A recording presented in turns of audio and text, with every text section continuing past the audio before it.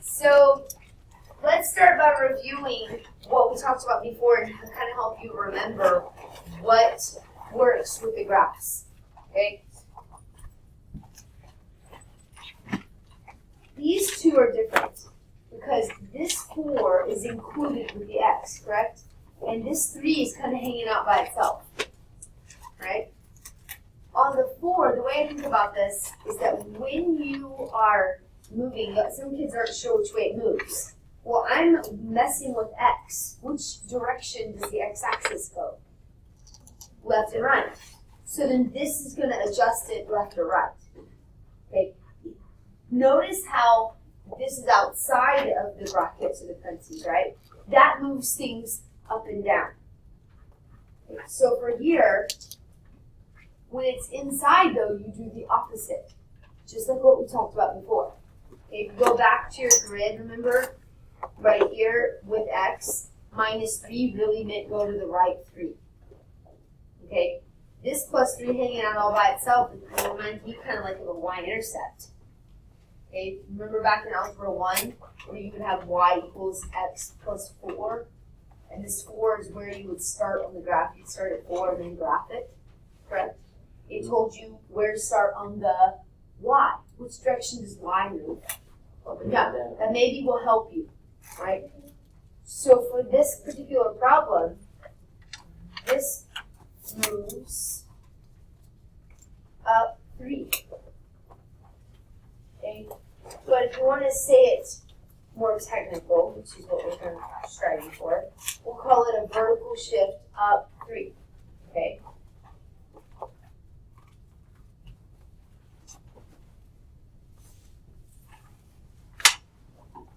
Vertical shift up 3. This is an absolute value. No, I'm sorry. This is a square root graph. So you're going to go up 3. And that's kind of like your new starting place. We're going to pretend that that's your origin now, right there, up 3. And then you're going to practice your parent function. Just graph the square root of the square root of x, which is the hill graph, correct? Over 1, up 1. Over 4, up 2. You don't have those memorized, you need to. So 1, 1, and 4, 2. You end up with a hill.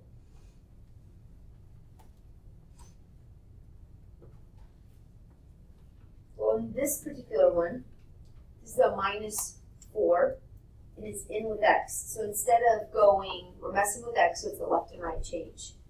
-4 means we're actually going to go which direction? Right 4. Cool. So right 4. And now we have a negative. I've taught you a few little secrets on the negative. Is it touching x? Is it in the house with x? So it's not with it. So with x flips y. Well, it's not with x. So it's just going to flip over the x. So we're going to, this means flip over the x. Okay. If this were a problem, and I changed this x to 5, what would you do first? The negative or the 5 minus 4? Okay, order matters in these problems, all right? So you have to do that first. So when you're making the transformation, just think about it as PEMDAS. What would you do first if I changed that? So if I was going to solve this problem, I would work what's inside first. So I'm going to go right first, or in other words, horizontal, shift, right 4. That's my first move.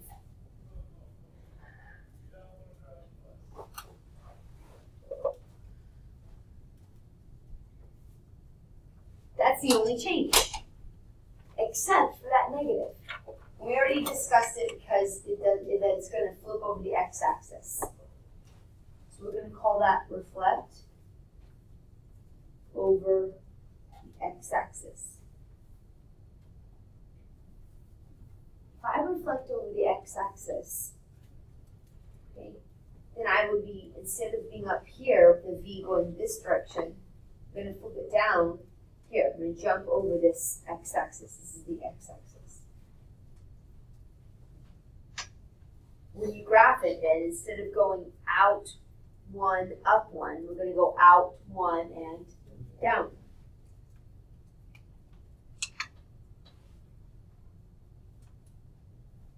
Out 2, down 2.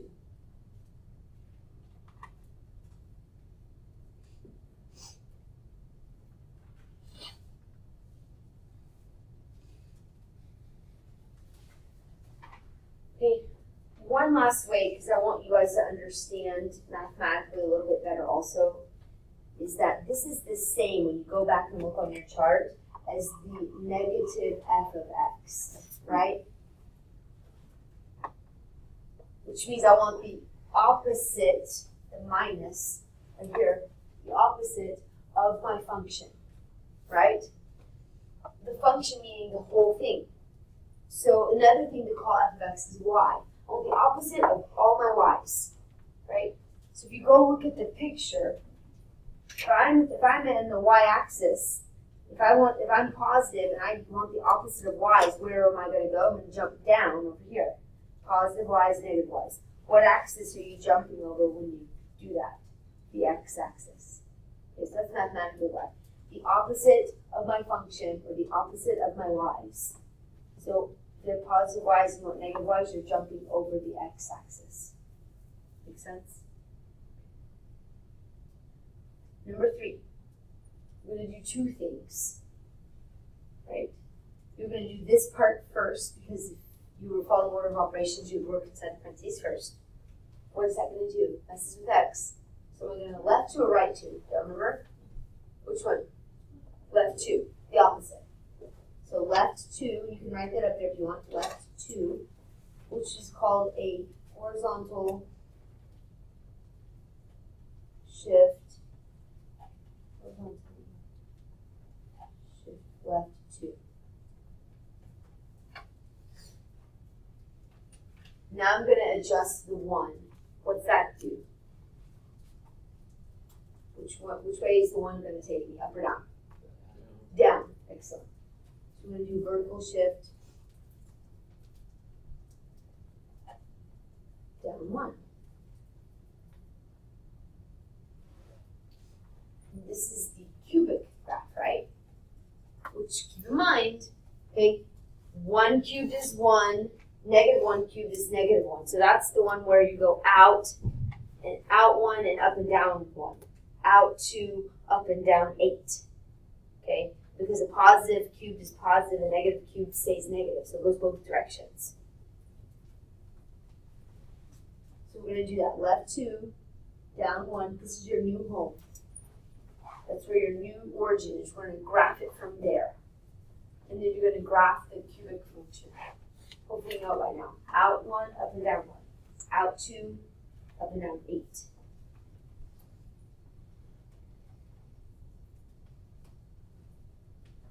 Okay, look, some kids have trouble graphing the second part. So start back in the middle, right here, our new pretend origin. We're going to pretend that's the origin, and then you go again, which would be out 2, 1, 2, and up 8. Down 2 and down 8.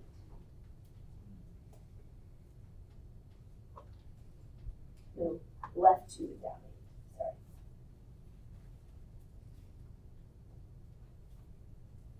Got it? We haven't had a problem like number 4 yet. Part of the problem is easy. Okay? We work inside out basically. So you see that x minus 3, that's pretty easy. Which direction is the x minus 3 going to go? Up, down, left, or right? Y'all getting it? Which way? Good. Right. How many? 3. You mess with x, you move on the x-axis. Okay? So we're going to go right 3. Got it? So this says right 3. Then you'll notice a number in front. Go back to your original grid in the very beginning of your notes yesterday. When we had a number in front, what did it do? It stretched our graph, right? Okay, a whole number, well, actually a number bigger than 1, okay? It made it more narrow.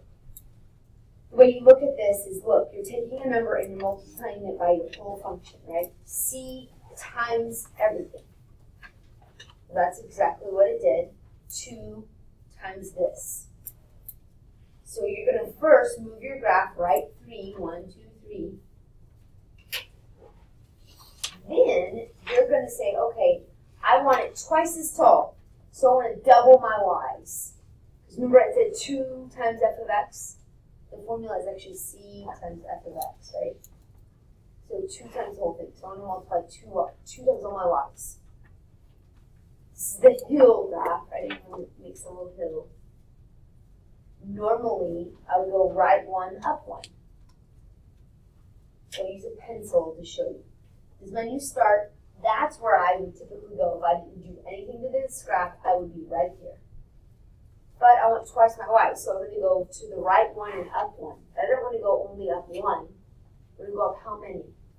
Twice my y. 2. Excellent. Thank you. I'm going to be here instead. What's my next move? Over 1, up 1, over, because it's the square root graph. What's the next one? 4. Over 4. Excellent. I typically would go over 4. Remember, we start back at the pink dot. Over 4. 1, 2, 3, 4, and up 2. I don't want to go up 2. I'm doubling it. Twice my y. How far do I want to go up? 4. Excellent. 4.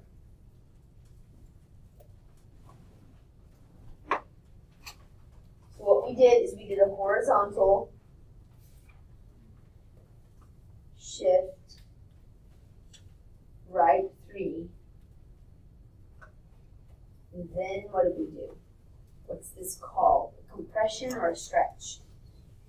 Stretch. We're only doing vertical stretches and compression. So vertical stretch by 2. Vertical stretch by 2. Okay, you got it?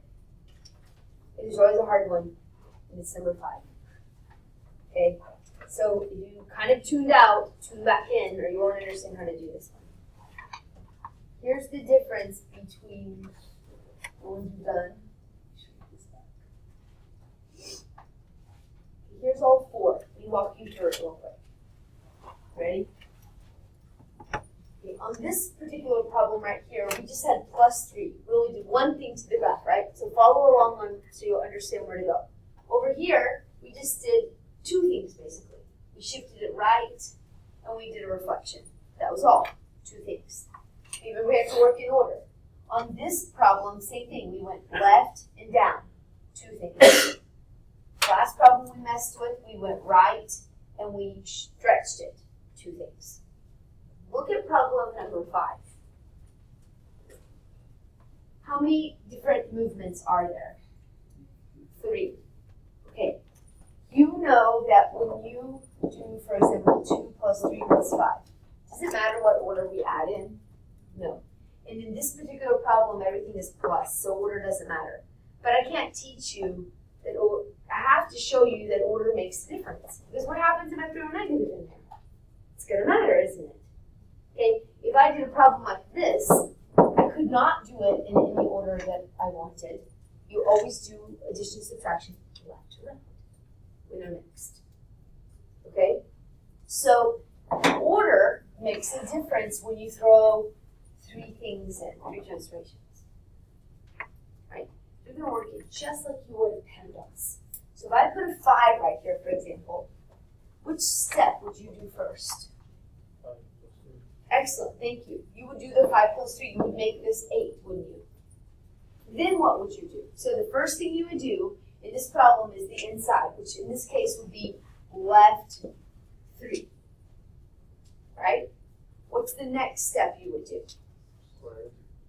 You square. You would take care of the parentheses, right? So that's done there. I know the square is a parabola. Take care of that. What now? What? You would use you would distribute, right? You don't add before you distribute. Okay? So you distribute. That would be a fraction. So is that a compression by 1/4? Right? So you would multiply 1/4 times all your y's. Agreed? Now you took care of that. Then you would add the 2. Okay. Here's the deal. In order to graph these and make it easy, what you have to do is you're going to graph these two things first. I'll be writing this down because I'm about to have to erase it because I wrote it on this. Take care of that and graph those first in pencil or whatever, lightly as a sketch. Then, at the end, you do the last piece, which is to do what? Move everything up.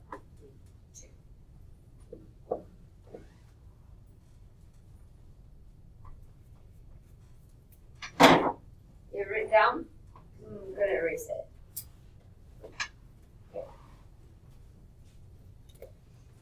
Alright, weird, right? Strange that it changes it, but it does. Doesn't PEMDAS is there for a reason, right? So that we all get the same answer to a math problem. Because if we just did a math problem in any order we wanted, we'd all get different answers. Do you get what I'm saying? Same with this. If we did it in whatever order we wanted, if everything's nice and pretty in addition, we're great. Well, you throw something fancy in, and we won't get the same answer. Okay? So we're going to do them all in the same order for that reason. So let's give it a shot. It's a parabola. Start here. Remember I told you to do the first two steps in pencil. Or light, with a sketch or whatever. So we're going to go left 3, right here. Right? That's where we're going to start. Then we take all of our y's, and we want 1/4 of all of our y's. So in a quadratic, it's out 1, up 1, out 2, up 4. I normally would be 1, 1, and 1, 1. But I only want 1/4 of 1. What's 1/4 of what? What's 1/4 of a dollar? 25 cents, right? So we can't go up all the way to the dollar. We got to stop at a quarter. Okay? So stop at a quarter. Over 1, up a 4. What's our next move? Normally. Out 2, up how much? 4. Okay, out 2, 1, 2, up 1, 2, 3, 4. This is where I am normally, up here at 4. But I only want 1/4 of 4. What's 1/4 of $4? 1. So I'm going to be down here at 1. And that's a pretty wide graph, isn't it? What's our last step? What's it say to do last? Go and move everything up 2. So just put your pencil on it and hop up 2 on each point. Okay, so I was here, I'm going to hop 2. I was at a 4, hop 2, and I was at 1, hop 2. Same on each one. And then there's your graph. I'm going to write technically what we did in order over here.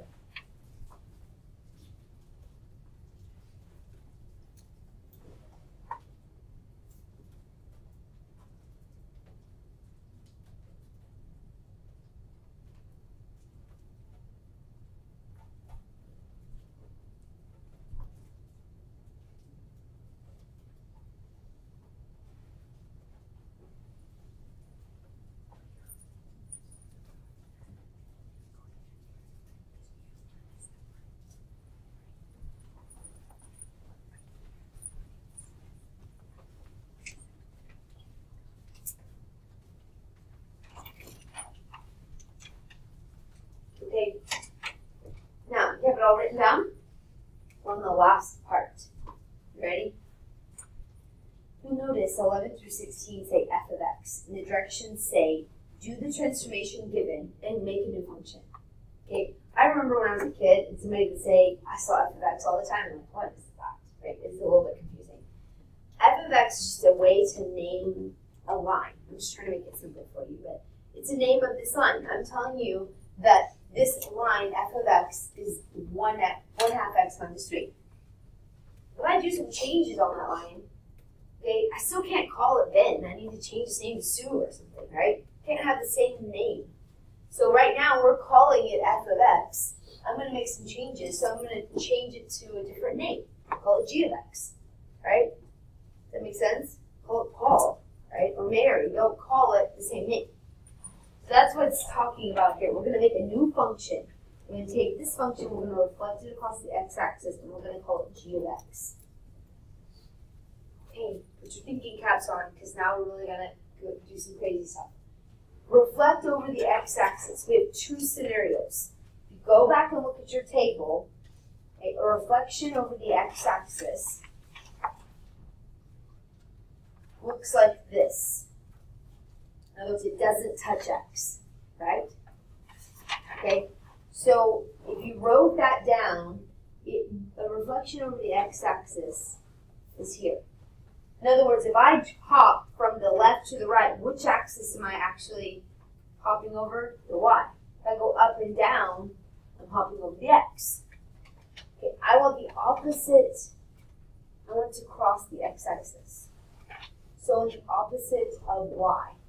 When you see this, this means I want the opposite of the whole entire function, right? Doesn't f of x just mean y? So it's saying I want the opposite of the whole thing. You want to distribute the negative through the entire thing. Versus here, this says across the y-axis. Okay, across the y-axis is going to look a little different. It's this situation. What do I only want to be negative? One tiny little change, right? This change says the opposite of the whole function, minus the function. This one just says change one little thing. What little thing does it want me to change? X. Excellent. Okay, so let's try it. If I want to reflect over the x-axis, I want the negative of the function. Or another way to remember that is distribute. You want to distribute the negative. Okay, so if I distribute the negative, I'm going to have negative 1/2 x plus 3. I'm going to make this negative and this positive. Because that's what it says, the opposite of the whole function. Okay? And then that's your answer.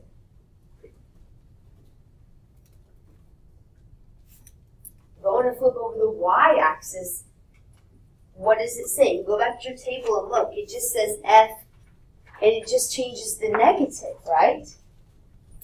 So what's that going to do? What do you think that's going to look like? Do I change everything to the opposite? No, just the x. So we're going to write g of x equals, instead of 6x, I'm going to write negative 6x minus 3 plus 1. All I changed was the value of the x. You try the next one. Reflect across the y. And you, look, if you visually can't understand that, here's an axis. If I'm hopping across the y, what's changing? It's the y-axis. If I'm hopping across the y, what's changing? Yeah, just change the x.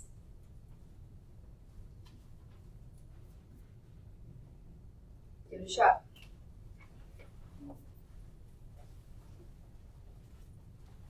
Only the x. So x is already negative. So what's it going to be now then? Yeah, it's just going to be x squared, what? G of x equals x squared plus 1.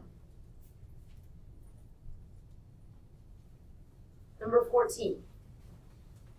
Vertical stretch by 5. Go back to your table. Keep using that table. It's really important. Okay. Vertical stretches look like, watch what we did. We took c times the whole function. C times the whole function. You see it? C times all of y. C times all of y. Okay? Well, same thing. If you have a situation like this, it means c times f of x. I want to take c and multiply it by the entire thing. Well, in this case, c is 5. Multiply by the whole function. So my new function is 5x cubed. Is it plus 2 or plus 10? What do you think? 10. It says c times the whole function, so it needs to be what? 10. It didn't say just, it wasn't inside, was it? It didn't say just mess with x. You try number 15. And 16 has a typo, so on 16, change the word horizontal to vertical.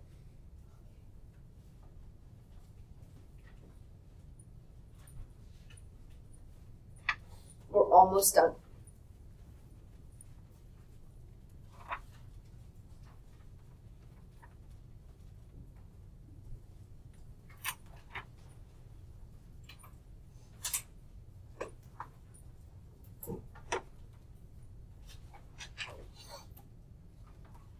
going to have a vertical compression by half. It's the same thing as c times my whole function. So you're going to take your new function g of x be 1x, or just x, plus 3. X plus 3.